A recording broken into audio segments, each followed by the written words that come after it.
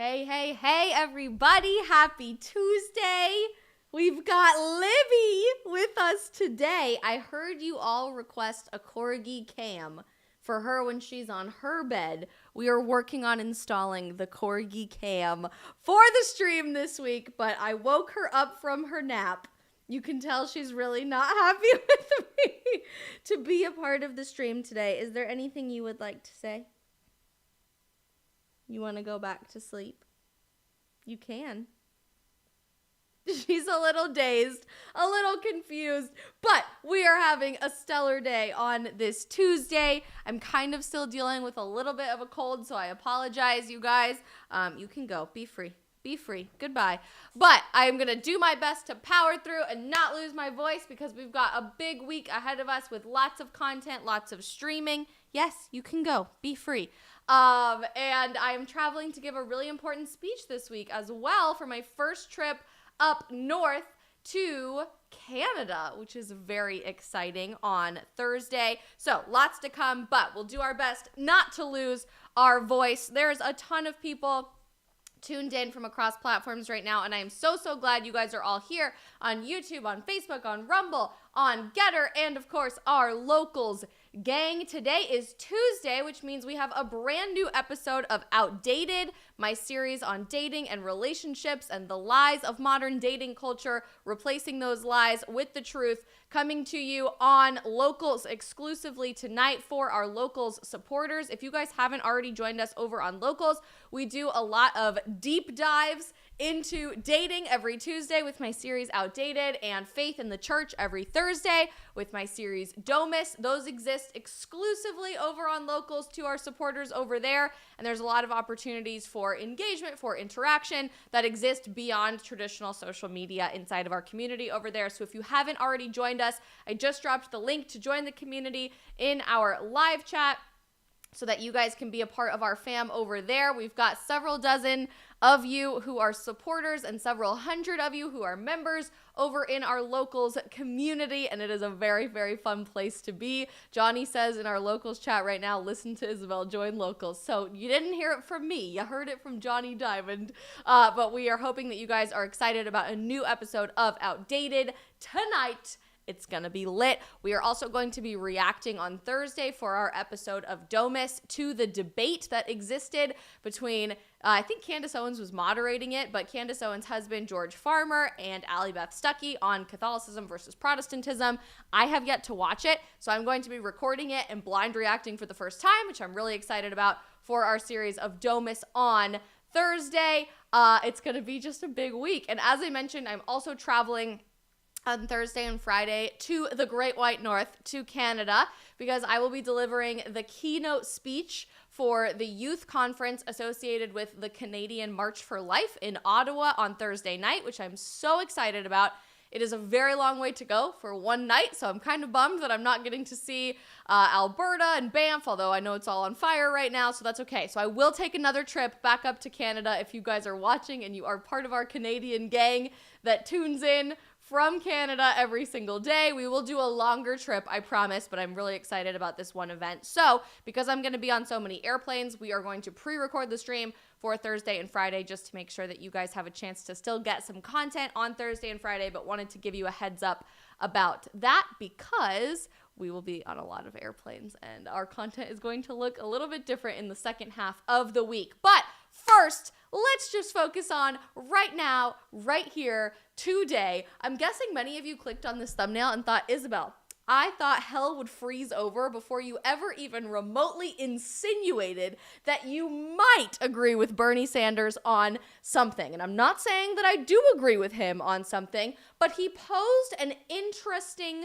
question. So as we say hi to some people who are coming into the stream, I want your immediate thoughts and reactions right now in the chat. So drop this in the chat as we say hi to some people and get things kicked off about his proposition. He says, and we'll pull up the tweet for our reference, it's time for us in America to move to a 32-hour work week with no loss in pay instead of a 40-hour work week. In other words, a 4-day work week instead of a 5-day work week, because one work day is 8 hours right now in America. We can reduce the stress level in our country and allow Americans to enjoy a better quality of life. Right now, out the get-go, I'm really curious to know if you agree with this general take. Do you think a 4-day work week or a 5-day work week is a better option in America right now, and why? And then we're going to unpack just some interesting information about workplace satisfaction in America today, but I want to know your immediate thoughts as we say hello to some people like Sunny, who just said hello in our YouTube chat. Hey, Sunny, glad you're here. Tito, I'm so glad you're here. Takumi is watching from Japan. Konnichiwa. I would love to come see you in Japan sometime. That is like an absolute dream of my fiance and I to come visit Japan someday. Peggy is watching on Facebook. Carl's watching from Illinois on YouTube. We've got Adam watching from North Carolina saying finally able to catch one of these as they go live. Hey, Adam, so glad you are here. Thomas is watching on YouTube and many, many others. Frostfang just said hello back to you. Just Peachy is watching over on Rumble and says you're watching from Southwest Missouri. So very fun. We've got a ton of people over in our Getter Gang original streaming chat. Stay Defiant is here. Andy is watching from Pennsylvania. Magic Def, we love you. Magic Def in North Carolina. Nitty Witty's watching. Callum is watching. Little Gray Bunny is watching and says be careful in Canada. I have never been to Canada before, despite living 90 miles from the border of Canada when I was a child in Coeur d'Alene, Idaho, several times. I've never been to Canada. So this will be a first trip. I hate that I'm going to Ottawa for my first experience ever in Canada. I wish I was going to British Columbia or Alberta or going heli skiing or something really cool, but unfortunately I am not. I'm going to the capital. So that is very exciting. Joe is watching on Getter and many, many more. And of course, our locals gang. How's it going? Squad. Johnny Diamond is here. M-Rock is here. Webwolf is here. Alex is here. My dad is here, Libby, and said hello to you. That's exciting. Your Korgpa says hello, Miss Libby. Optimistic Living is here. African Warlord is here, and many others. Okay, you guys have very split opinions on work weeks. So I love seeing this because we love differences of opinion. Sometimes we all universally agree on something on the stream and sometimes we don't. I personally haven't made up my mind quite yet. So I think that this is a really interesting subject for us to unpack because I think that we all have an opportunity to sort of influence where each other are coming from on this subject. African Warlord, Webwolf, Johnny Diamond, and I think that's it. On our locals chat, say you want a 5-day week because it needs to last 5 days. I take 5 days to work because it needs to last 5 days. I say no to shorter work weeks. This is interesting. This is super interesting. M-Rock says you want a 4-day work week. And African Warlord says, would a shorter work week cause workers to struggle to get work done in fewer hours, especially if companies don't limit distractions such as emails and long meetings? That's a really interesting point. It's an interesting point. Optimistic Living wants a shorter work week. We love it. Carl on YouTube says, I'd rather work a longer work week, but shorter days. That's interesting. And is certainly different from what Bernie Sanders might be saying. Although he didn't give a day. He just said hours. So he's saying a 32-hour week instead of a 40-hour week, which kind of sounds like what you might be proposing here. Adam says, I wouldn't feel right working 4 days and getting paid for working 5. I haven't ever wanted money that I haven't earned. Fair enough. Frostfang says, I only work 22 hours a week, but mostly for mental health issues. I want to work more, but recently went on detox and got emotionally burnt out and very depressed or sad without warning. 32 hours is not enough. That's interesting. Joseph says, no, I think we should work 6 days, and that's just according to God. All right, that is fair. That is fair enough. That is 6-day week with 1 day of rest is sanctioned by God. Ethan, hello from across the pond. So glad that you are here. Orthodox Russ says, I already work 10.5 hours Monday through Friday. I can't afford to work less. Bernie Sanders hasn't worked a day in his life. What the hell does he know about the average worker? Fair enough. This is the same man, the same democratic socialist who was kicked out of a hippie commune for being too lazy, okay? So when we're talking about the idea of whether or not America should adopt a shorter work week or a longer work week or just keep it with where it's at, let's not pay attention too much to the person who's delivering this proposition because I don't think he's a really great example of what hard work looks like in America. Don't shoot the messenger, but let's instead just focus on the message because I think this is a really interesting concept. And I am a capitalist through and through. I am an entrepreneur and a small business owner. I'm completely self-employed with some minor side gigs on the side, but everything that I do from a content creation perspective is me right now. So this is happening in the spare bedroom of my house. I am relying on all of your generosity in joining the locals community. When you guys donate in our super chat, that actually makes an absolutely huge difference for me as an independent content creator. I write books, I sell merch, I do speaking events, I do all kinds of stuff to make my own money. So I am like a hustle and bustle, work around the clock. I do not have a day of the week where I'm working and a day of the week where I'm not working, if that makes sense. I am the queen of hustle, figure it out, entrepreneurship, capitalism in America. And I think most people in my generation are, but we're not doing that for the sole purpose of working all the time, 24 hours a day, 7 days a week, 365 days a year. Instead, we're embracing entrepreneurship at unprecedented levels as a generation because we want to have more control over our workplace environments. We want to dictate, here are the hours that I'm going to work today, and here are the hours that I'm not going to work today because I really need a work-life balance. That I have no interest as a Gen Zer in being a wage slave as an intern in perpetuity or getting paid $30,000 a year by some unbelievably wealthy, successful corporate CEO and being told, well, you make great money for a 20-something-year-old. You'll make great money later if you just put in your time and prove your loyalty to your company. Really, the workplace is changing, and it has changed so substantially from the time that our parents were our age in their late teens, early 20s, young professional years to where we are today in 2023 America. And I find it fascinating when I listen to my friends' parents or other adults in my life give career advice to people my age in my life, because the career advice is almost always exactly the same.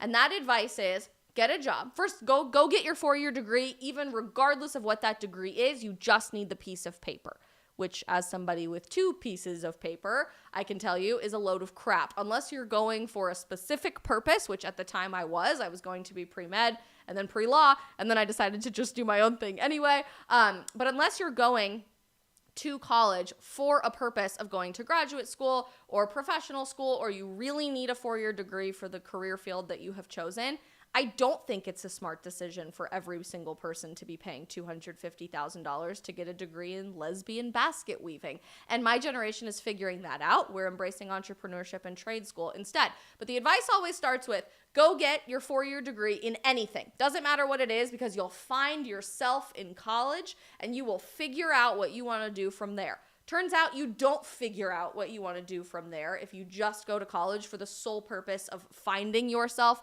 and figuring out what you want to do with the rest of your life. So then you graduate, and then the advice becomes, well, just take any job entry level that you can get at a company. Doesn't matter how much they pay you, because once you prove your loyalty, then you'll have a chance to work your way up the corporate ladder, but you can't leave your job. You shouldn't quit your job, even if it makes you miserable, and even if you make absolutely no money and your benefits suck and they work you 100 hours a week, even though they're only supposed to be paying you for 40, and you have no life, and you literally just hate your entire existence. Just stick it through and prove your loyalty to this company, and then maybe, if you're lucky, after a few years, you'll be able to move up one rung on that corporate ladder. And then maybe if you're really lucky after that, 40, 50 years down the line, when you are 60 years old and you're contemplating what the next step of your life is going to be, you might, if you prove your loyalty and you don't go anywhere, have the opportunity to be a COO or a CFO or maybe a CEO at a company in America.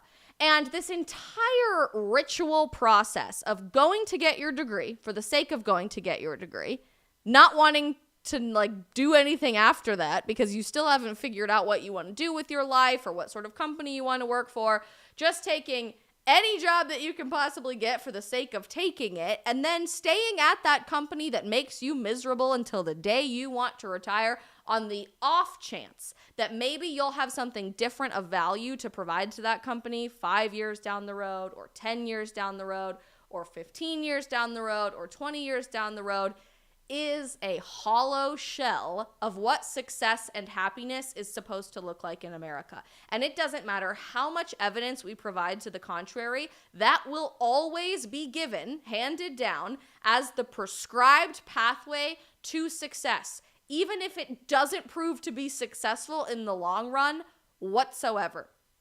Almost every single example of successful entrepreneurship in America comes from people who didn't stay at one company in perpetuity, who didn't get their 4-year degree just for the sake of going, most of whom dropped out of college because they had to invest in this idea right here, right now, despite all the odds, and every single person in their life told them it was going to be a massive failure. But instead, they kept getting up every single day and made it happen anyway. And one of the things that I love about my generation is that we are running away from that prescribed pathway to success and instead realizing the work smarter, not harder mentality really is where the secret to success is lying in America. 62% of Gen Zers right now have already started or are in the process of starting their own business. So instead of investing in the your company is your family and your work family toxic mentality of working 200 hours a week, I know that's not possible, but you know what I mean,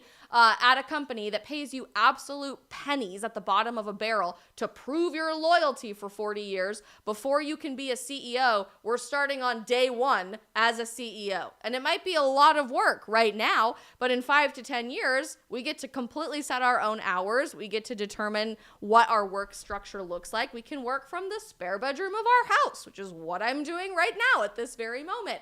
And we're rejecting this idea that somebody else has to control our destiny when we could do the exact same thing. Similarly, we're working multiple jobs all at once. So everybody that says Gen Z is lazy, I have no idea where that information is coming from because it's proven to be wrong on several fronts that we're starting our own businesses, but we're also working multiple jobs all at the same time.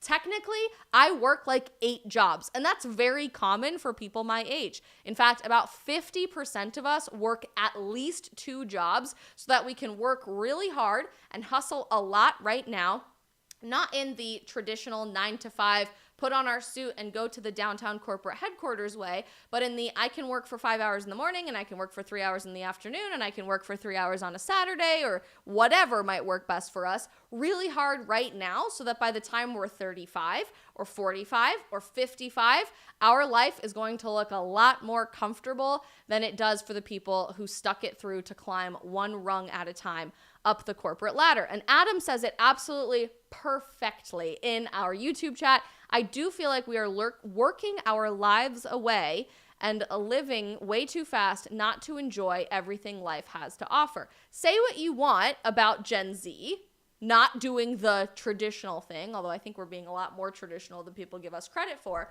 But we as a generation have realized that our purpose in life is not to live to work, but it's to work to live. And for far too long in America, in our corporate structure, I think it's been that we live to work as a society. That has been one of the number one criticisms from other societies around the world about the American way of life. And while I find that really admirable, I work 7 days a week. And I work really, really hard to provide for myself, to provide for my future family, to make opportunities for myself that didn't exist in the past, which is a very hustle and bustle entrepreneurial mindset. There are some days where I work 2 hours, and there are some days where I work 15 hours, but it doesn't have to look the exact same way as what we're told that it does inside the confines of this toxic work hustle. Your work is your family. Have you ever heard that? Like your work family. You have a work wife and a work husband. No, you don't. You have a family and then a company who pays you to do a job, not this weird corporate thing that I'm seeing all over the United States of America right now, from big corporations all the way down to nonprofits, where in every office there's a coffee shop and a gym and fun things to do to make you feel like you have to stay at work all the time, and your only friends can be at work, and you have to meet and date and marry people at work. Like everything is work because work is your family, not your family. And then they gaslight you and make you feel really bad for wanting to do anything else with your time. So I think it's really, really interesting that for whatever reason, we all know that we're miserable in the American corporate structure right now. It's no secret. And the way that we are perpetuating the hustle, work hard culture isn't making any sense, but very few people are willing to stand up and talk about it. So while of course I disagree with Bernie Sanders on his entire worldview, I have to give him credit for the fact that he's at least raising his eyebrows enough to say, I don't think the thing that we're doing right now is working. And maybe the answer is a shorter work week. Maybe the answer is less hours that we're supposed to work every single day. But before we even answer that question, and I don't even think we will get to an answer to that on the stream today, I want us to instead talk about where we are at today, because it's no secret at all that we are all really miserable at work. Troy just said, that's why I left my job in our Rumble chat. I had no life, LOL, but thank God for crypto trading. Now I have financial freedom. They gave out pizzas instead of raises. Really quick in our live chat, I want you guys to see, or to drop in the live chat, what's the craziest, worst thing that your company gave you for Employee Appreciation Day instead of a raise? Because every year it's like a pizza party or we give you a branded water bottle. One time I literally got, I'm not joking you, a singular, not for resale bag of microwave popcorn on Employee Appreciation Day instead of a raise. Okay, so that happened. Jenna says in our YouTube chat, I agree. I just quit my job, cutting our income from 200K to 100K. I realized that my career will never make me happy and time is too valuable not to spend this time with the kids. That is absolutely beautiful. Jenna says you got a tumbler. Tumblers are very common. Troy obviously said a pizza. I want to know what else you guys got, because these are some of my favorite stories. Alex says I never got anything. Yeah, that's about right. Most companies never give you anything, but I always find it a slap in the face when they give you a pizza or a t-shirt and they actually spend money on those things instead of allocating that money back towards their employees to say we appreciate you. Optimistic Living got a movie theater gift card. Imagine how much money they spent on those movie theater gift cards that could have gone back into your bank account. We love that. We love that. All right, I'm trying to see if anybody else dropped anything. Just Peachy said, we got money to create our own safe space so we can take a break from kids and go heal for our mental health. That could have easily been $1,000 raise for us. Wow. That's toxic, if I've ever heard that. FGR Fiesole said the army gave me a 3-day trip to Disney in Florida. Imagine how much money that could have been just as a raise, which is just mind-blowing to me, right? But interestingly, as we all know, okay, so I'm supposed to buy into this we're a family culture at my job, even though they treat me like crap and they really underpay me for how I'm working. And I'm supposed to be happy here, but I'm really not happy here. So what's going wrong? The Wall Street Journal ran a fascinating story today. I think today's the 9th, right? Yeah. About the loss of productive time in the workplace. And what I find fascinating about this, we have to work hard all the time culture in America, which again, I don't think is a bad thing. I do work all the time. And sometimes it's really stressful and I really need a break. But again, sometimes I work 2 hours a day and sometimes I work 15 hours a day. In the structured 9-to-5, 40-hour work week within corporate America, we are actually losing productivity because of miscommunication and, you guessed it, working through screens up to 2 full days a week.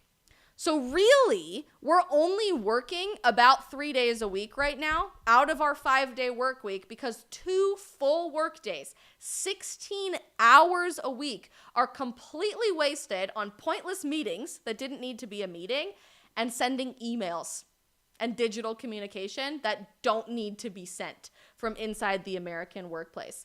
Reading this story is absolutely fascinating, and I feel like we all feel the pain of this emoji right here with a million little chat messages constantly bothering us all the time. But new data is showing in the American workplace why it can be so hard to get things done. So we admit we're really overworking the American work population, but as we are overworking, we're actually not getting anything done. There's nothing productive happening 2 out of 5 days a week on average in the American workplace. This author writes this so eloquently, and you guys should go check this out. Again, it's workers now spend 2 full days a week. If you just look this up on Wall Street Journal, you'll be able to find it today.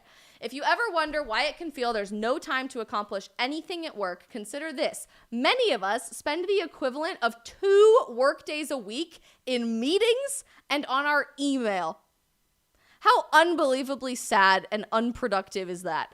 That is one of the findings in new data from Microsoft that examined the activity of millions of workers who use the company's business applications. The data is part of the software maker's annual study of workplace productivity trends, which provides the latest and one of the largest measures of how people actually spend their workdays. I would be fascinated, just as a side note, to figure out if this data is accurate. Because if we're really being honest with ourselves, America, if we're really being honest with ourselves, half the day, 50% of your workday, are you really working? Genuinely, ask yourself that question. I've actually been told in the past, even if we weren't actually working, we just had to sit there until 5 p.m. If we had gotten rid of all the things that we had to do that day, we just had to sit there until 5 p.m. to look busy. So like, are we really working? Optimistic living says no, but you sit there, you talk to your coworkers, you hang out, you ask people fun questions, right? Just Peachy says, I relate so much to this article. So much time is wasted rather than doing our actual jobs. Right. So we're sending a bunch of emails and we're sitting at our desks and we're talking to people and we look busy, but are we actually getting anything done? It doesn't really seem so. Let's continue with the article because I find this absolutely fascinating. Microsoft, along with Google, Slack, and Zoom, is among the biggest sellers of workplace communications tools, and its report puts numbers to the crush of data, emails, meetings, and notifications that many people say consumes their time on the job and distracts from actual work. Researchers found that 25% most active users on its apps, in other words, the people who use Microsoft's business software for much of their online work activity, spent an average of 8.8 hours a week reading and writing emails. That's a whole workday just devoted to reading and writing emails, and 7.5 hours logging meetings. Those figures don't include time spent instant messaging on the phone or in other impromptu conversations with coworkers. In all, the average employee spent 57% of their time using office software for communication in meetings, email, and chat. The remainder of time, 43%, they used for creating things, actually working, such as building spreadsheets or writing presentations. Here's the interesting point. Both workers and bosses complain that digital overload, way too much time on our screens, shocker from the last few years, is hurting both innovation and productivity in the workplace, a sentiment echoed in numerous workplace studies. In a separate Microsoft survey of 31,000 people worldwide, nearly 2 out of 3 people said they struggled to find both the time and energy to do their actual job. Those people were more than 3 times as likely as others who were polled to say that innovation and strategic thinking were a challenge for them. People feel quite overwhelmed, says a really high up person at Microsoft, a sense of feeling like they have 2 jobs, the job that they were hired to do, but then they have this other job of communicating, coordinating, and collaborating. Granted, communicating and going to meetings are a big part of the job for many workers, especially managers. Yet, many workers and bosses say all of the time spent talking and collaborating isn't necessarily improving workplace communications. Anybody else relate to the sentiment of this could have been an email or this could have been a message? Do you know how many meetings we've all sat through where we're like, this meeting for an hour and a half did not need to happen? It could have been the subject line of an email. I feel that way all the time. All the time. And I'm sure you guys do too. In a 2022 Harris Poll survey of more than 1,200 workers and executives, bosses estimated that their teams lost an average of almost 8 hours a week, nearly an entire day, to poor communications. So not even the wasted time on communication happening, that's already a whole work day, or not even an entire wasted work day on meetings, that already exists. But actually, basically a third workday is totally wasted in America on poor communications. So that is an average loss of cost of $12,500 for an employee annually, according to the report conducted on behalf of Grammarly, time spent communicating online has also soared alongside remote and hybrid work, which actually is causing people to believe that there's serious problems associated with boundaries in workplace culture, people feeling like they're working a lot more than 40 hours a week, because if you can just send an instant message on Slack or Telegram or Google Teams or Microsoft Teams or whatever all the new instant messaging stuff has replaced email is, you can get a message at 3 a.m. from your boss, and that's very frequent. People get that all the time. So you constantly feel this need to be on at your job to the point that we all feel really burnt out. I don't know about you, but when I feel the need to constantly be checking my phone, sending emails, doing meetings that really didn't need to happen whatsoever just for the sake of looking like we're productive or looking like we're busy, I personally feel like it hurts my productivity literally everywhere else where I'm actually supposed to be productive. John Little says in our Getter chat, there's lots of Michael Scotts out there, not in even the fun way, right? But there's a lot of Michael Scott bosses that have silly, stupid meetings and emails that don't need to exist, that absolutely destroy workplace productivity, absolutely destroy innovation of trying something new in the workplace because we don't spend any time thinking creatively about things that we could do better or ways that we can work smarter and not harder. So when I have a shortened work week and I know that I have a long weekend to look forward to, or I know that realistically if I work really hard and I only need to spend a few hours on the work that's right in front of me, I'm going to get all of that work done by like 10 a.m. so I can have the rest of the day to have a lot of fun. And being self-employed, that's a great way for me to organize my day because I have that sense of motivation to be really productive in a shorter period of time instead of dragging all of my tasks out throughout this elongated 100-hour work week. It's really only supposed to be 40 hours because I'm getting all of these messages at midnight, at 2 in the morning, at 3 in the morning, etc. So all of these tools that we're using to be more productive doesn't seem to be leading to productivity in any way, shape, or form.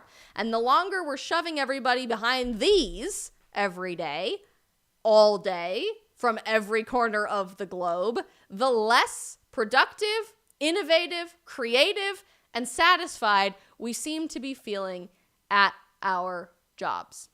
How ironic that we have every tool in the entire universe at our disposal to be as productive and forward-thinking and fast communicating and well communicative as possible, yet we're literally losing 2 to 3 workdays worth of productivity every single 5-day work week because this is burning us out. And the way that corporate America is trying to work with people to be more productive is actually making us less productive in the long run. And again, if you guys are just now tuning in, the entrepreneur and capitalist in me is all about hustle culture, work really hard, work your butt off now so that you can really enjoy it later, work every single day if you have to. But the Gen Zer in me is realizing that I can get the exact same amount of work done in 2 hours that I can get done in 8 hours in the traditional workplace setting. And the more people in my generation that figure this out are starting to realize work smarter, not harder is not a bad phrase. That's not something to shy away from. That's something that we should be running towards. Because if I can get the same amount of work done in 2 hours that I could have gotten done in 8 hours, I can work multiple jobs. I can have multiple consistent streams of income. Maybe I can even start building passive income that I never have to touch as soon as I focus on these 5 other things that I can reinvest back into something like that. I can cut my expenses and be a lot more productive that way. But there's a lot to be said about changing the way we are engaging in workplace productivity and in ways that we can be more innovative as a society instead of just proving our loyalty to our work family that's always going to take care of us, even if we're not perfect, and make people feel a lot happier in the process. I also find no coincidence whatsoever that America is currently dealing with the largest mental health crisis, particularly for young people, than the world has ever seen. We have never been more anxious, depressed, more prone to alcoholism, more prone to substance abuse, or more suicidal than we are right now today. And how much of that do you think is because we've gaslit entire generations of people into believing that they are going to get ultimate satisfaction and purpose in their life out of showing up to a downtown sleek corporate office building 100 hours a week to slowly, one rung at a time, climb the corporate ladder instead of investing in their most important personal relationships, instead of giving them the time and the space and the freedom and capacity to invest in marriage or being close with their siblings or their parents, or even just having friends that you hang out with in real life, a community that you hang out with in real life instead of behind a screen. Yesterday, we talked about how American culture is killing health and how we've essentially just destroyed every good basis of what it means to be healthy and prevent disease from happening later on down the line, which was a great conversation. And if you guys didn't have an opportunity to tune in, you absolutely should. You can just go back and watch on any platform that you're watching on right now from yesterday. But one of the things that we analyzed as something that's working in centenarian communities, the blue zones where people regularly are living past the age of 90 or into their 100s across the world, one of the most important factors for longevity and happiness and health in life is being tied to a real community that you spend time with every single day, not online, but in real life. And I have to wonder if us constantly being stuck behind Microsoft Teams and Google Chats and Slack and Telegram and Zoom and the whole nine of every single workplace productivity tool that has been developed through technology to make us allegedly more productive at work has taken away from the time that we could spend with people to recharge, to feel connected, to feel a greater sense of purpose, to spend time with our families, to explore the big questions in life, like why am I here? Because newsflash, you are not here to collect a paycheck. You're not. And I love to say, as a capitalist and as an entrepreneur, like, do whatever you want, make your dreams come true, do whatever job you possibly can set your mind to, because you can, and I believe that. But if I suddenly woke up tomorrow and I didn't have a job for the rest of my life, that would be fine. Because my ultimate purpose here on this planet is not to have a job. It's not to be an entrepreneur. It's a part of who I am. But I'm really here to love God and to love people. And ideally to have a family to raise the next generation of people to love God and other people and to contribute service and something greater than myself back to my larger community. And I have to wonder if a shorter work week by a day, by a certain number of hours, would A, increase our productivity while we're at work, and B, give us the time to go find out what our greater purpose in life is instead of sitting there like this until 5 o'clock on the dot every single day to look busy or answer Telegram messages from our coworkers at 3 o'clock in the morning because we're getting those messages and it wakes us up in the middle of our sleep. So fascinatingly, countless countries have now started talking about around the world the concept of a 4-day work week. This is not an innovative idea from Bernie Sanders. This is not a fascinating socialist concept. This is a lifestyle change that many countries around the world are contemplating, and at least 4 have embraced or at least started experimenting with. So I wanted us to take a look at this. CNBC was reporting on this in April that 4 countries have embraced or experimented with the 4-day work week. And fascinatingly, it is really starting to turn some heads and raise some eyebrows. The 4-day work week, they say, is picking up steam across the globe. Dozens of countries, including Ireland, Spain, and the UK, have tested a 4-day work week with overwhelmingly positive results. Businesses that participated in a 6-month trial in the UK said switching to a 4-day work week improved productivity, morale, and team culture. On the employee side, people said having more personal time reduced burnout and boosted life satisfaction. And although no country has fully adopted a 4-day work week, some countries are experimenting with one or have policies that allow workers to request a shorter schedule. There are 4 countries where it's been widely adopted or is being widely tested. First is South Africa. More than 500 employees at 28 different companies are participating in South Africa's 4-day workweek trial, which began in March and will continue until September. And they're actually doing a second wave of this that starts next month. The experiment uses a 180-100 model. So workers receive 100% of their pay for working 80% of the time, and they still deliver 100% of their usual output. I completely relate to that because the procrastinator in me would feel so much more energized and catalyzed to do all of my work right now so that I can enjoy that 20% that I didn't have before.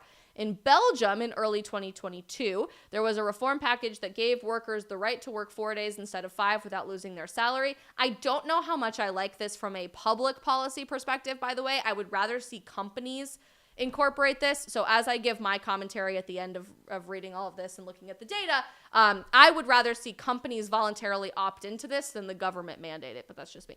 The law officially went into effect in November 2022. Workers are still expected to maintain the same amount of hours over 4 longer days instead of 5, and then they would have an extra day off to compensate. Employers still have the right to turn down the request, so that's what I just said, on the condition that they submit their refusal in writing and give solid reasons for their decisions. The goal, said the Prime Minister of Belgium, is to give people and companies more freedom to arrange their work time. If you compare our country with others, you'll often see we are far less dynamic. In Iceland, between 2015 and 2019, they led one of the largest 4-day workweek pilots to date with close to 2,500 people participating. They are requesting shorter work weeks all over the country right now. The trial was considered an overwhelming success. Employees reported increased well-being, work-life balance, and productivity. I guess some businesses are still slow to adopt it, but overall people were very positive in their results there. And in Japan in 2021, the Japanese government included a recommendation that allowed companies to let employees opt for a 4-day work week and by extension a 3-day weekend. This was a left-wing proposal, but again, I really don't think this is political one bit because I think this is a very capitalist concept to weigh in on. The recommendation to switch to a 4-day work week is meant to improve work-life balance, giving people more time to take care of family members, further their education, sure, real education, I would love to see that, or go out with their friends. There are a number of companies in Japan that have experimented with this, including Microsoft. That's ironic because all of their productivity tools don't seem to be making people much more productive. And the 4-day work week was originally seen as a fringe concept that wouldn't catch on, but now is becoming a serious consideration for businesses struggling to combat burnout and retain their employees. The share of companies reached the 10% threshold participating for the first time last year, 10% of companies in the country. And pay scale employee Ruth Thomas said that employees are really looking for this flexibility as they continue to experience a decline in wage growth, relatable in America today, and seeing themselves working longer hours. They're seeking some level of return on the concept. So I don't know what the answer is, but I think it's fair to say that we can all agree we're not happy with where we're at right now. That's just obvious. All of the data supports that.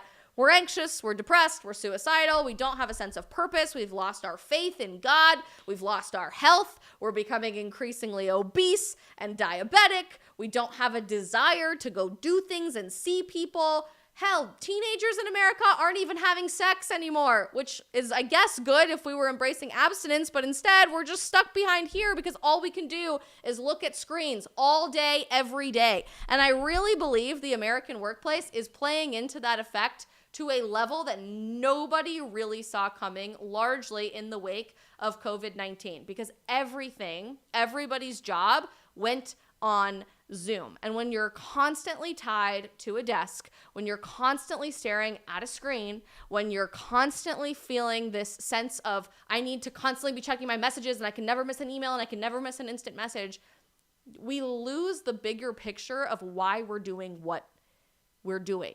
I am not opposed in one bit to a shorter work week because I've seen it in real time myself. If you tell people we're going to pay you the same amount of money to work smarter, not harder, and get the same amount of work done, but in shorter hours, can you get it done in 2 hours instead of 8? Hell yeah, I can. That sounds amazing. I could go read a book. I could go run on the treadmill at the gym. I could go for a hike. I could see my friend. I could go on a date, which way too many people don't have the opportunity to. Or even better, MROC says in our locals chat, in my opinion, a 4-day work week would help people find a side hustle so that they don't have to completely rely on one source of income. Facts! That was Alex that said that. Absolutely true, Alex, because that's exactly what I did. And that's exactly what our generation within Gen Z is doing. I don't think that this is a partisan issue or a socialist issue or a left-wing issue whatsoever. In fact, the data is pretty damn clear. Thank you, Everett, so much for donating in our super chat on locals. Very, very grateful for you. Says, I can see a change to 4 10-hour work days with Fridays off, monitoring emails on your phone on Friday. I would love to see that, because the data shows if a company voluntarily is participating in this process, it doesn't even need to be mandated by the government. Their productivity increases. Their innovation as a company increases. People are working harder. They're happier. They feel more of a sense of work-life balance, and therefore they're going to be a much better employee at the office. So I don't know if any of you are entrepreneurs in your own right, if you have the opportunity to offer a 4-day work week to the people who work at your company, but it may be something to think about, to consider, because I really think the paradigm shift of where we go forward from here in a culture war in America, we talked about this yesterday, again, with our health stream, doesn't really have to do with what political party you affiliate with or who you're voting for president or what your opinion on a certain bill in Congress is. Like, honestly, I couldn't give two craps about that at the end of the day. Those things are important, and I'm a huge nerd for them. But what we're really talking about in how we want to live our lives differently as my generation comes into adulthood and the impact that we want to make for future generations down the line are the big questions about what is our workplace culture going to look like? What is our health as a society going to look like? What does my dating scene look like? And the relationships that I have with my friends or my family? Do I have faith in something bigger than myself?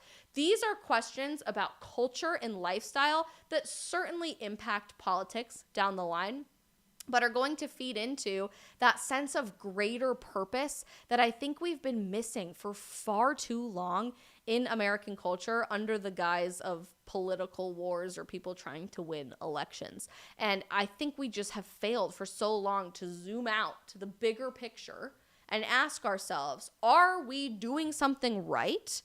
Or are we doing a lot of things wrong in American culture today? There's nothing wrong with admitting you are not where you want to end up. And for far too long, I think we've treated people who say, you know, I'd kind of like to see a change in this culture so that people could have faith in God again, or people could go on dates to get married and start families again, or people can reconnect with the great outdoors again. Like, maybe this hustle, bustle, constant ring around the rosy culture in America today isn't working. For the last several decades, we've treated people who say stuff like that as anti-patriotic or anti-American or somehow like not a real patriot or not a real conservative. To the contrary, if you want to conserve this thing that we love, this country that we love, this once in a lifetime, once in humanity country that has inspired liberty and freedom all over the globe, that has challenged people to stand up for human rights, that has lifted more people out of poverty than any other governance system or business system in all of human history. If we want to conserve that and bring that into every next generation to come, it's okay to admit we are not where we want to end up. And that's exactly what we've been focusing on these streams about in the last several months, admitting, you know, there's a lot of things that we do right, but there's a lot of things that we're not doing right. And our American hustle bustle workplace culture that's treating people to work dumber and not harder and lose productivity in the name of being loyal to your company is one of those things that we are getting really wrong. Maybe the answer is a shorter work week. Maybe it's not. But I found it interesting to just unpack some of the data here while everybody rushed to find this tweet on Twitter and say, well, you're a lazy socialist. What would you know about hard work? Blah, blah, blah, blah, blah. Sure, that's funny for like 5 seconds until 1,000 other blue checkmark people on Twitter say exactly the same thing. And it doesn't really do anything to advance the conversation. Sometimes it's time to ignore the person, the picture, and the handle and the name up there because it doesn't really matter who it's coming from, and look at the substance and decide whether or not that substance has value. Even if you might find yourself somewhat leaning towards agreement with somebody who's incredibly different from yourself. So I just wanted to challenge you all on that today, that sometimes it's okay to move beyond the tiny blurb of a tweet or even who tweeted it to unpack the greater question underneath. After all of that, I'm incredibly curious. Did you change your mind? Would you be okay with seeing a company offer a 4-day work week? I'd be fascinated to hear. Daniel Maynard says, the Army is all I've ever done, so I don't know what an 8-hour day looks like. Totally fair. And that is one of those life callings and jobs that is a 24/7 job. That's completely different. Emrock says, a 4-day work week got me to break out on my own. It's a really good thing. Jack says, I would be okay with a 4-day work week. Alex says you're all in. African Warlord says, I'm not convinced yet. Still have more questions and concerns. I am too, but I think it would just be fascinating for us to at least ask this question alongside all of the other big questions we need to be asking in America right now about health, about faith, about our relationships, and more. I'll see if anybody else wants to weigh in before we switch gears and talk about a different subject.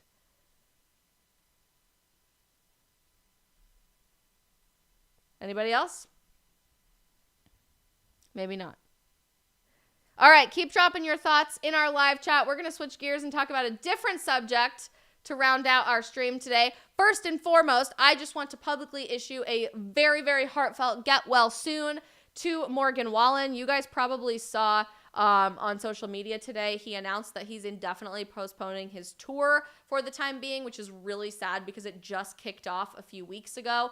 And I really wanted to go. That's the whole thing. It's really sad. But he ended up having to cancel a show like right before the show because he had lost his voice. And then he pushed through for about 3 more shows after that, but just went and visited his doctor this week. And they found out that he basically has a vocal cord injury and he needs to rest his voice for several weeks. I feel horrible about that. And I see way too many people attacking him that it's not fair that he canceled his show. But I just want to say, take the time that you need, Morgan. Don't sing. Take whatever advice your doctors are giving you. Hang tight. Everything's going to be great. Your real fans are here to support you when everything is said and done. And we will be praying for a very, very quick and speedy recovery for you.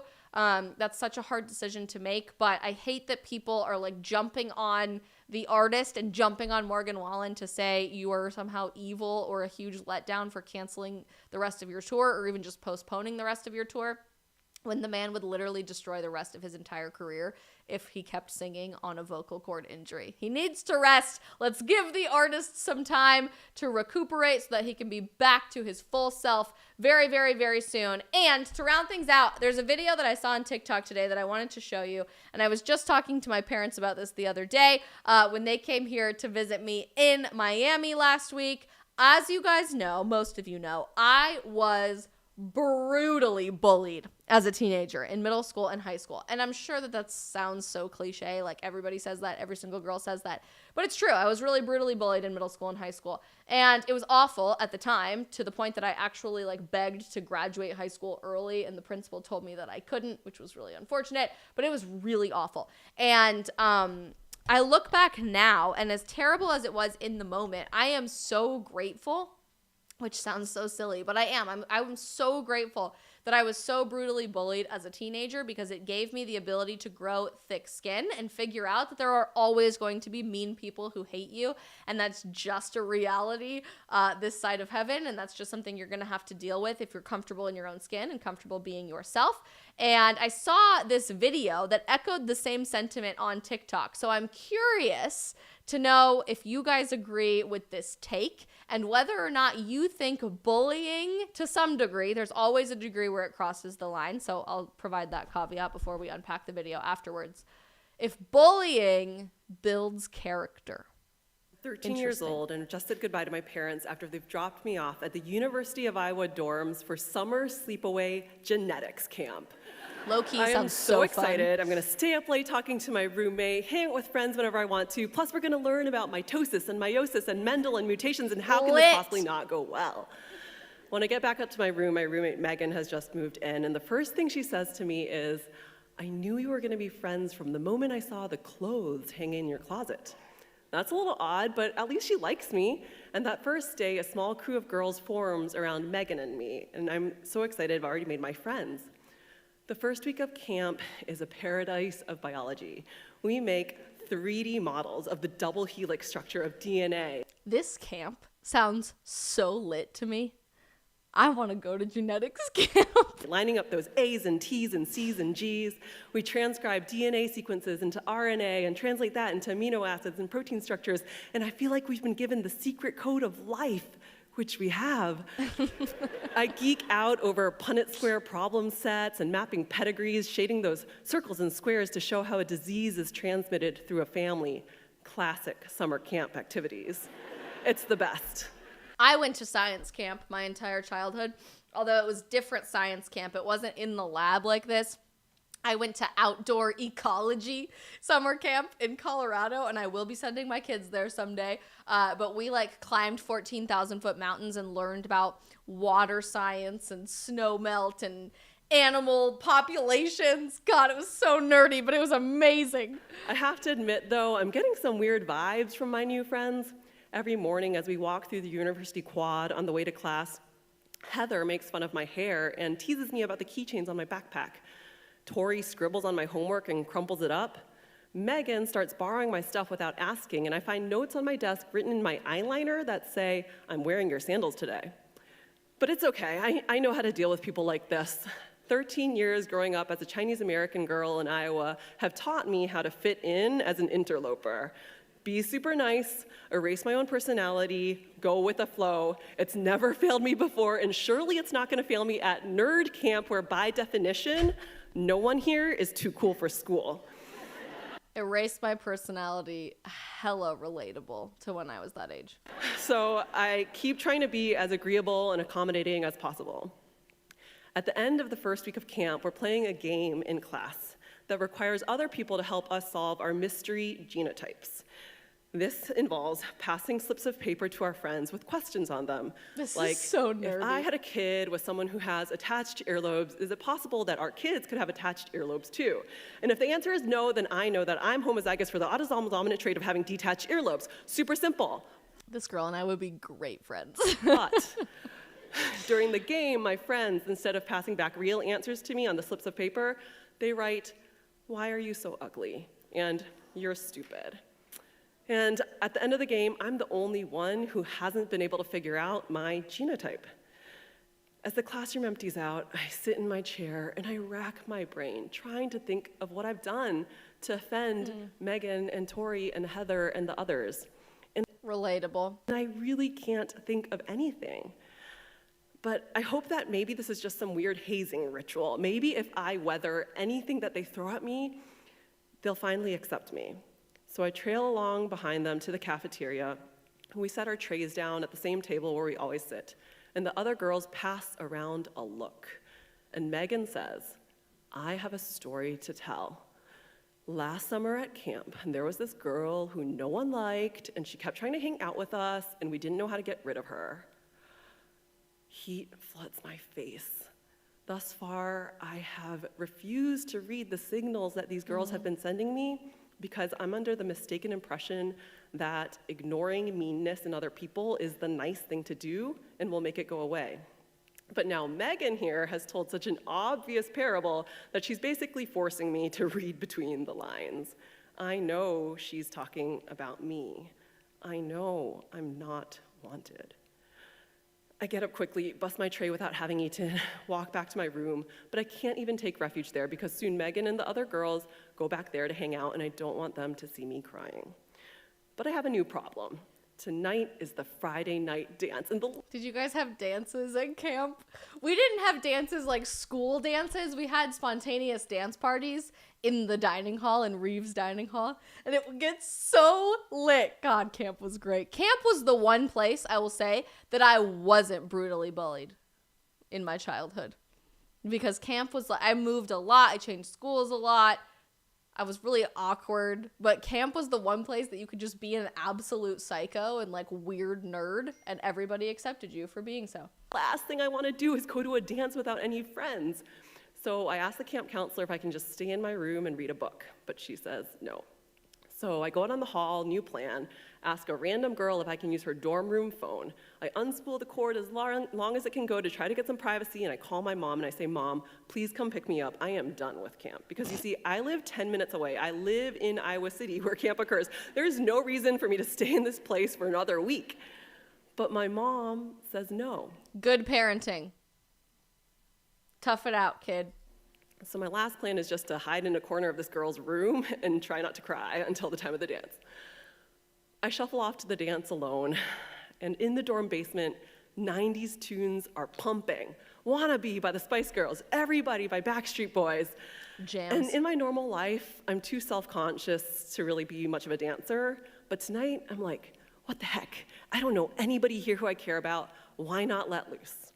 Because these girls' rejection of me, yeah, it's kind of broken me, but it's also freed me. This is the part I want you to walk away from. Because why contort myself into something else when it's not going to make people like me? Why not just be myself? So I let the music take over, and I dance. I get pulled into this big dance circle, and everyone around me is smiling, and I'm feeling the beat, and soon I'm smiling too. So when the camp counselor taps me on the shoulder and says, hey, your mom's here, I'm like, what? Why is my mom here? And then I remember that a few hours ago I was bawling and asking to go home. I end up staying at camp.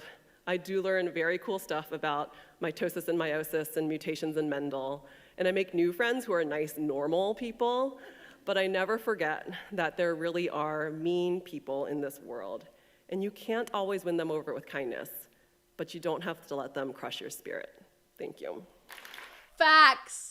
There really are mean people in this world, and you can't always win them over with kindness, but you don't have to let them crush your spirit. Nitty Witty has something really interesting to say in our Getter chat. As always, Nitty Witty, you are the best. You said, though I would like to see a reduction in bullying, even if bullying can sometimes build character, it's not the ideal way to build character. There are better ways to build character than bullying, so we should not encourage bullying. Absolutely. I don't want you to think that this last topic that we're talking about today is me overtly encouraging bullying. I wish we lived in a world where kids were always nice to one another, where they didn't start rumors about each other because they felt insecure about themselves, that there wasn't a mean group of girls in middle school and high school that were so mean to everybody else because they were cool and everybody else wasn't at the time. Granted, guess where all of those girls went and worked now back at high school. So just a thought there. But I wish that that was the world that we lived in, but it's not. And I get so interested in how our culture is approaching bullying at large. Of course, bullying is a problem, and of course it has a line that needs to be drawn, but we've become so hyper obsessed with shielding my generation and the people who come after us, Generation Alpha, from any sort of jab or mean remark or bullying from our peers and the people around us, because we don't want the temporary feeling of being upset or sad or rejected or isolated from society. And we go out of our way to make sure that we never feel these things as children. But by the time we grow up and we need to rely on those experiences because we live in a cancel culture world that not only will bully you and harass you and make you feel left out when you don't agree with the way of the world, but might take your bank account away, or might fire you from your job, or expel you from school, or might lock you in a classroom for 3 hours and hold you down and punch you because you say that men are men and women are women, while the school does literally nothing, like what just happened to Riley Gaines.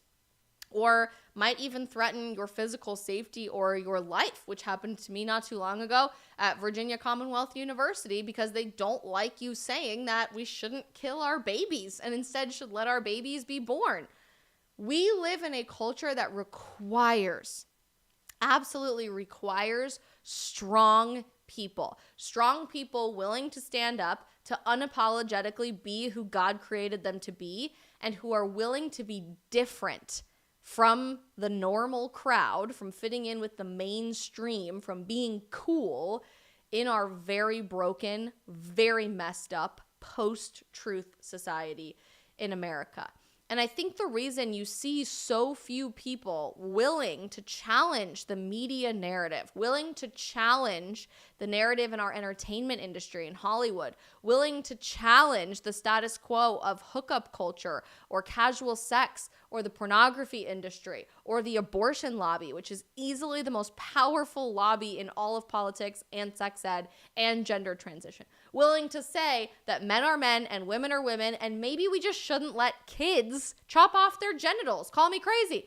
There are so few people willing to stand up and challenge these things because we've tried to shield an entire generation of kids from ever feeling that pushback from anybody, whether it was justified or not. When you're bullied as a kid, it can feel like the end of the world, right? If Megan said my t-shirt was ugly and that boy said that he would never date me because I was too nerdy or I had too many pimples on my face, or I felt awkward in school because I was always more interested in reading Harry Potter than going to parties every Friday night or doing drugs, when you feel that sense of isolation and removal from the mainstream, from the cool kids, as a kid, it can feel like your life is over. But wouldn't we rather prepare kids to know that that same feeling is going to exist when we are adults at way higher stakes, and we need to be comfortable and feel powerful and passionate about standing up anyway? We got to where we're at today in American society because good people sat down, shut up, and did nothing. Probably because they weren't used to being bullied and they were scared. They were scared of the backlash. They were scared of losing their friends. They were scared of people looking at them differently. But what I love about that story from Genetics Summer Camp, from that girl that we just watched on TikTok, was what she said at the very, very end. There are always going to be mean people in this world. There just are. And you can't always win them over with kindness. I've learned that a million times over. You guys should read my direct messages. Let me tell you what. I've had lifelong friends walk out of my life because I've stood up and said that we should have free speech, which is insane. But I have. I've had many, many close people in my life choose not to talk to me anymore because they think that I'm transphobic, which is ridiculous, but because I say trans women are different from biological women, or people say that I hate women and therefore they can't be friends with me anymore despite knowing me from the time that I was 8 or 9, because I think that it's more empowering for us to tell a woman she can be a mom than tell her that she needs abortion, and to fight for the people who don't have a voice in our society. I get it, okay? But every time I feel that, I already have a sense of comfortability in being different from the mainstream and the crowd anyway, because I had to figure that out at an earlier stage in life. When people told me stupid things like I had too much acne, or I was ugly, or my braces were weird, or I read too many books and I was way too nerdy about politics and didn't want to go to parties on Friday night. I don't know if anybody else can relate to that, but I wish our society, instead of focusing on ending bullying and shielding the victim from bullying, was more focused on empowering the victim of bullying to be comfortable with who they are anyway. Because I've said it a million times before, and I will say it a million times again, before I am a conservative, before I am an American, before I'm a person who has political opinions or weird opinions about music and movies, I am a child of God. I am a Christian, and I believe that I am here for a purpose, to go out and to tell people the truth. And we believe as Christians that the truth has a name, and that name is Jesus Christ. So when I go out and I tell people the good news of the gospel, and when I go out and tell people objective truth, like, hey, God designed us to be men and women, like that's kind of the way that it is, and the world is rejecting that very concept of objective truth, I know that I'm not going to have the beloved open arms and unlimited acceptance of the world. We lie to people, we lie to Christians, and we tell them that all the time, that it's going to feel really good to be a Christian all the time. It's not. Instead, the most important battles that we are going to fight, far more important than who becomes president of the United States or what political party is in power in Congress or who you're registered to vote with, but the battles that we're talking about with spirituality and the fight against good and evil, the fight against God and Satan and the role that we have to play in that process, instead of being beloved and accepted and cheered on by the world, we are going to be hated. The gospel is very clear over and over and over again from the mouth of Jesus Christ himself. If they hate you, it's because they hated me first. This gate to heaven is incredibly narrow. It is not a wide path. It is not easy to get there. The world is going to hate you. They're going to persecute you. They might even torture you or martyr you. You might have to give up your life for the things that you believe in. And we're really so obsessed with our culture today of shielding any negative feelings about bullying to prevent a thicker skin from being grown on the next generation of warriors for truth, of warriors for Jesus Christ, of warriors against the cultural upside down insanity that we live in every single day. I want to challenge us to think differently, to go inverse of how we've been approaching bullying in the past. And if you are a parent, if you are somebody who's a teenager watching this, I know we have a lot of teenagers who watch this, and you're experiencing that right now, if your kid is experiencing that right now, if a child in your life is experiencing that right now, go out of your way to talk to them, not from the, oh, those kids are just so insecure and they're just mean and they're going to be mean, sorry, lens, but instead empower them to know they are walking in the right direction. That every single horrible name and insult and evil comment on their Instagram or really mean DM that comes through in their inbox, every time that gets thrown their way, that is a sign and a badge of honor that they are walking towards the next world and not trying to live in this one. Bullying, to some extent, builds character. And I think it's important for us to go out of our way to equip the next generation of fighters and leaders to embrace their role and their destiny in fighting for objective truth, in fighting for God in a godless world, and bringing our society back to a place we are proud to call home again, instead of shying away from being different from the crowd. You guys have very similar experiences that you are dropping in the live chat right now. Allison says, I was relentlessly bullied in 6th grade, and I wouldn't go back and change it if I could. It made me a more confident, outspoken woman and allowed me to think for myself and stand strong. Exact same way for me. I would never, ever go back and change any of the things that people said about me. Johnny Diamond says, I used to get bullied a bunch. It made me grow up with a chip on my shoulder. I started training in martial arts and started fighting competitively, found the Lord. Now I serve. Might be a result of bullying. I can't know for sure. That's super interesting. Emrock says, it's about how you react to bullying or other negative interactions. It's not always easy. In the end, you can be better for it. It's concerning to read about suicide as a result of bullying, but then I also believe that bullying may not be the only reason for that. I don't know. You never get the whole story behind things. And that's exactly what I think. Look, there is an extent where bullying is completely unacceptable and is leading to extremely high suicide rates for teenagers and for kids today, which is so, so sad. But at the same time, there's a lot of reasons that we have an extremely high suicide rate in America, and I don't think that it's just because of bullying. Himeko says in our YouTube chat, I have been abused by my parents and bullied in school. I'm really proud of the person that I am today. I'm so sorry that you've had to go through so much adversity, but I love that you are comfortable in who you are and happy to share who you are with the world, because we need a lot more courageous people willing to go against the grain and willing to speak up for truth and for goodness in our very broken society.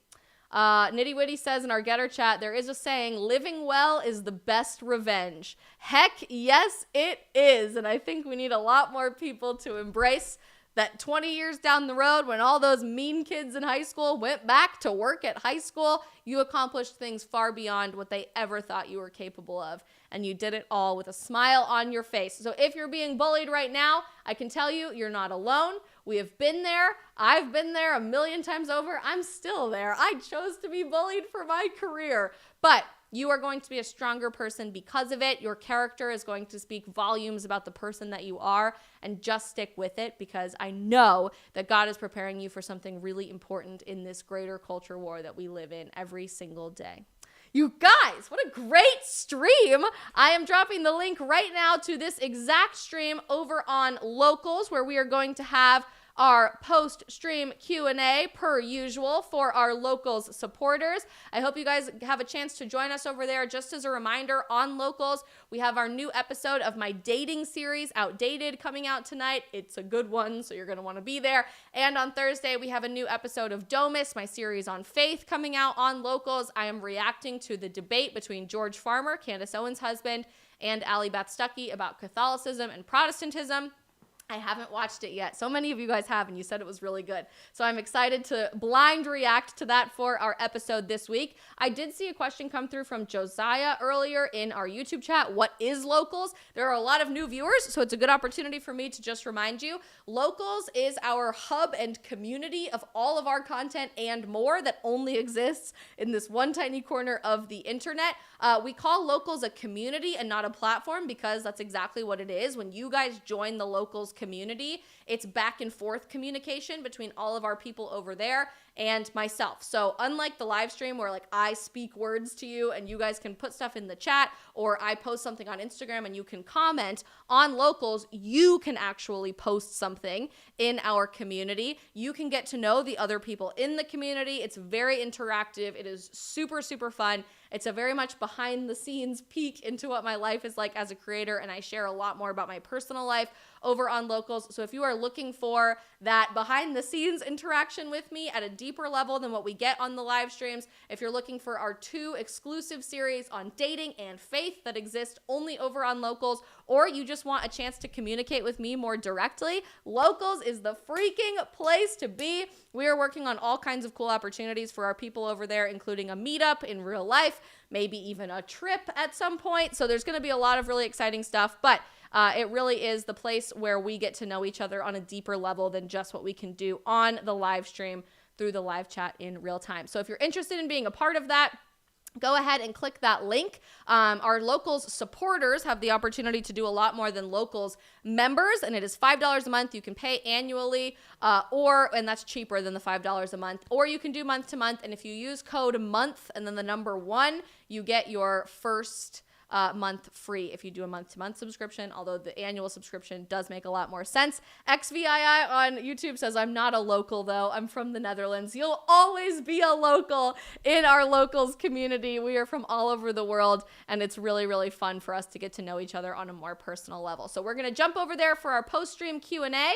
And I will talk to you guys very, very soon. If you're watching on YouTube, Rumble, Facebook, or Getter, do me a huge favor and hit that subscribe or follow button before we round out the stream today. As a totally independent creator, it makes a huge difference in my life. Every single person that hits those buttons. It's totally free to watch these streams. It always will be, but I need your help to reach an even bigger audience with these important countercultural conversations that we have every single day. So hit that sub or follow button if you haven't already. I'm so unbelievably grateful for all of you who take time out of your day to join us on all of our live streams and to support my content. It means the absolute world to me, and none of this would be possible without each and every one of you. So thank you from the bottom of my heart. We will see you tomorrow back on the stream at 3 p.m. Eastern. Bye, guys. Locals, don't go anywhere.